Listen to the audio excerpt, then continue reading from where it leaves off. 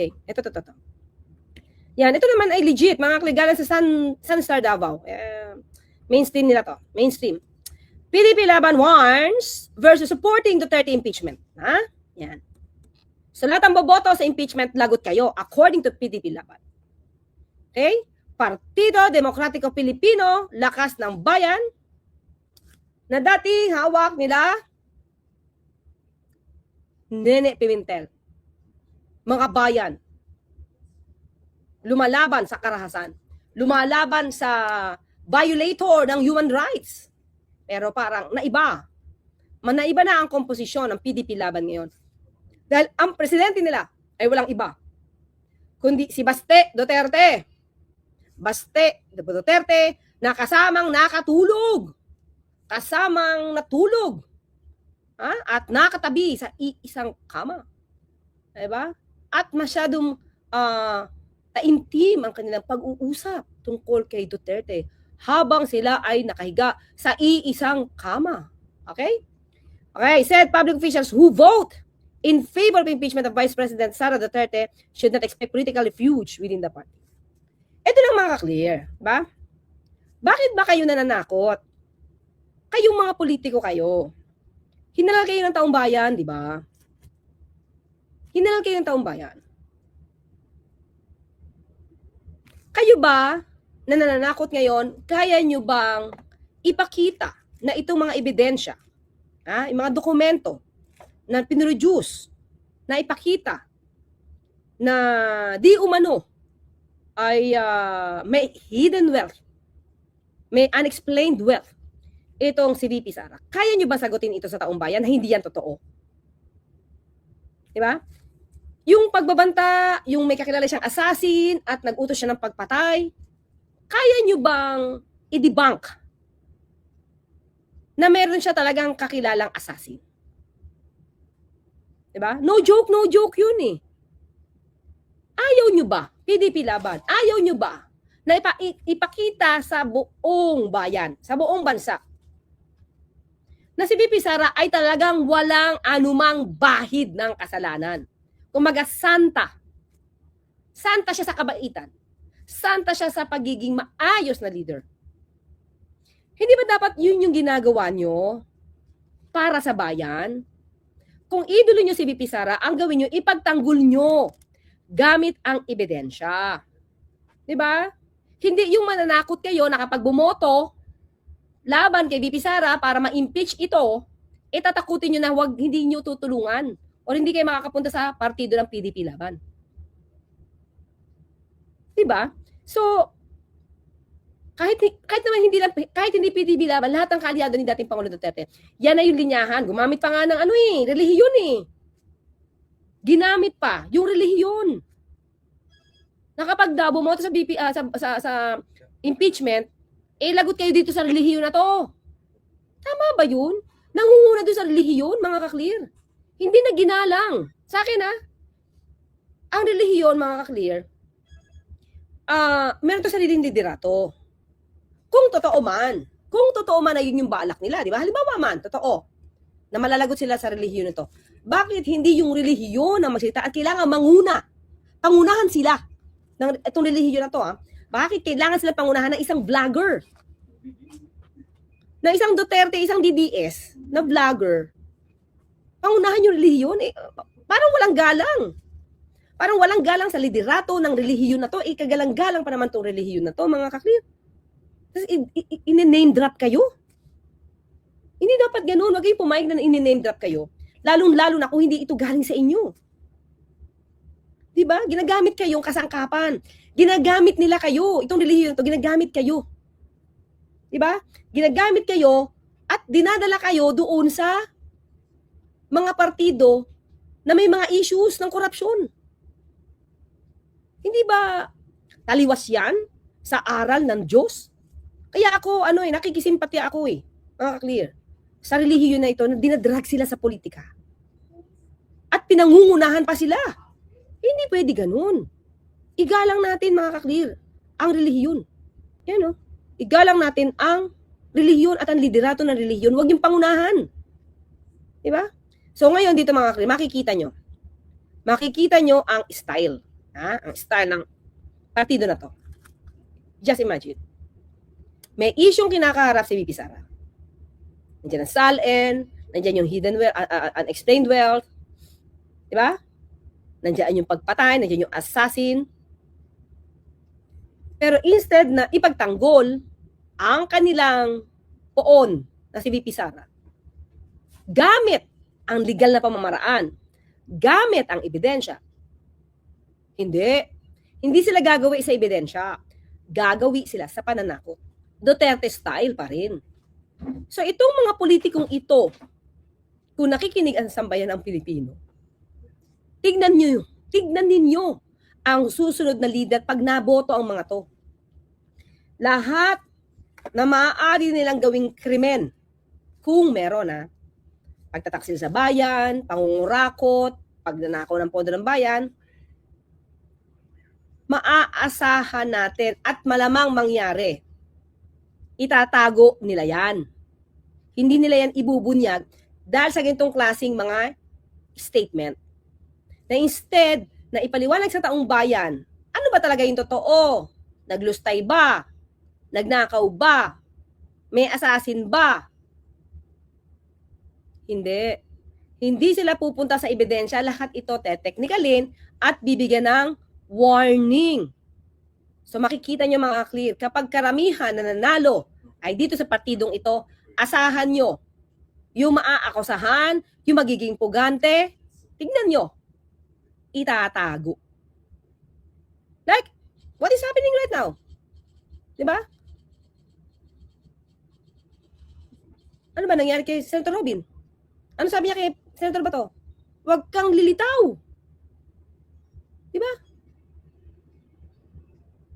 Kanilitaw.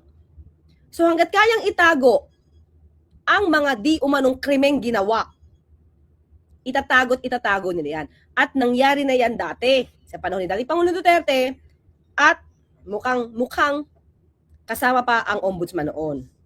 SALN, di pinakita. Confidential funds, hindi daw kailangan ng resibo. Yan, mga ka-clear. Diyan ba gaganda ang buhay ng Pilipino? Diyan aangat ang Pilipinas sa ganitong klaseng pagtatago ng issue about corruption, issue about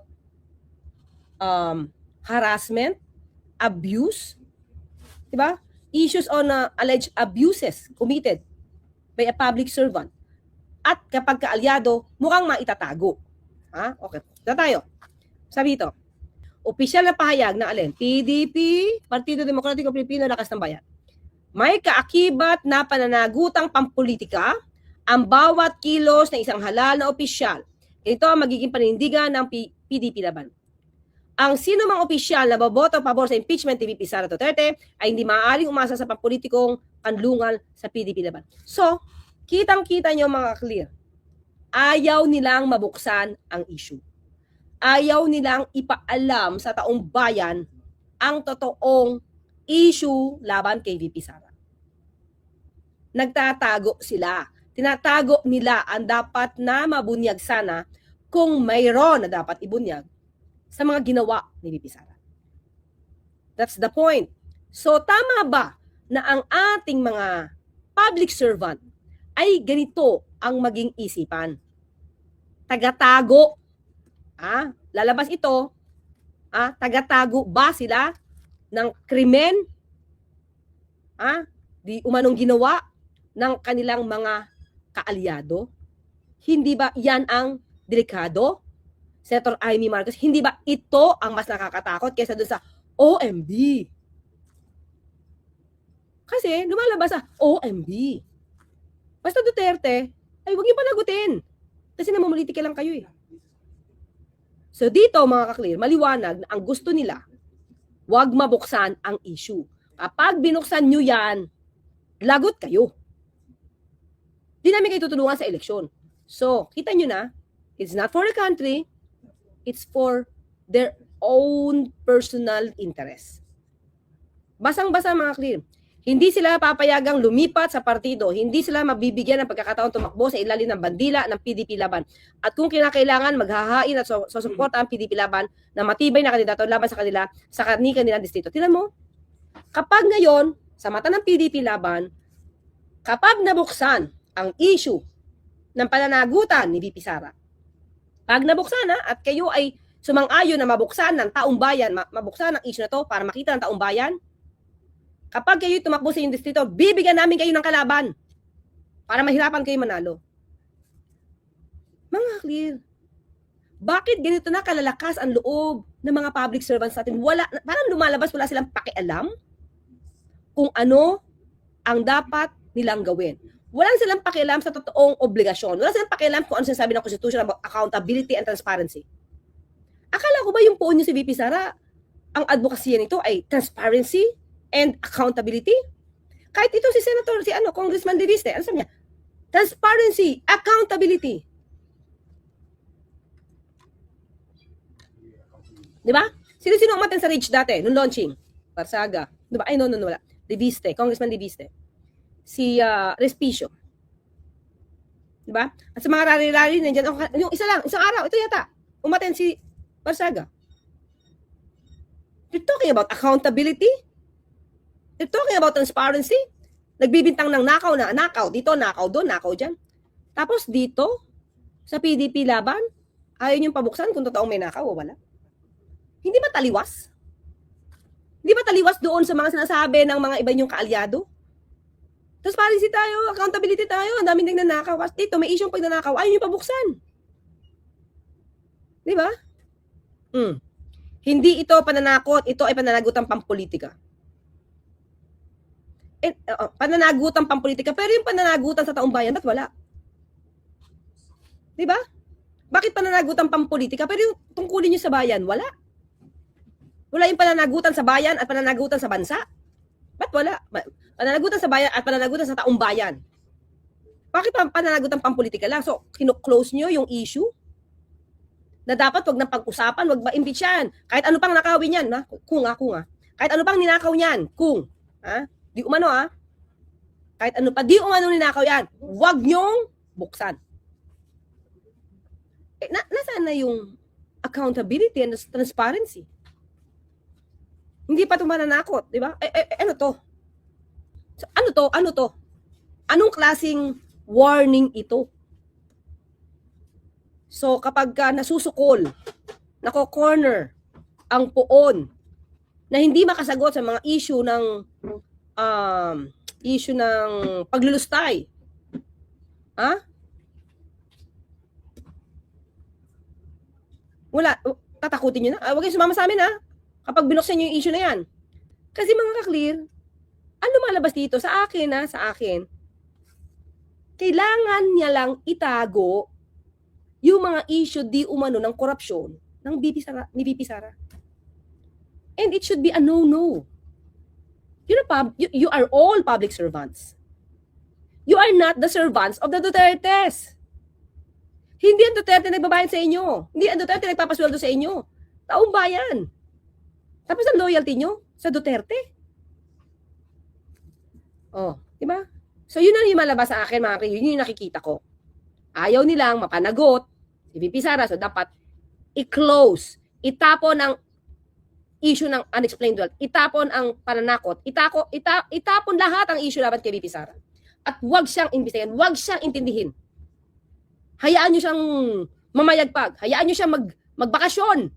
Hayaan nyo siyang may assassin. Hayaan nyo siyang magbanta ng buhay. Hayaan nyo siyang gumastos ng pondo na huwag nyo nang reviewin ang ginagastos niya. Huwag nyo nang hanapan ng resibo kapag gumagastos si VP Sara. Basta, kung anong gagawin niya, isara nyo ang mata nyo, takpan nyo ang bibig nyo, takpan nyo tenga nyo.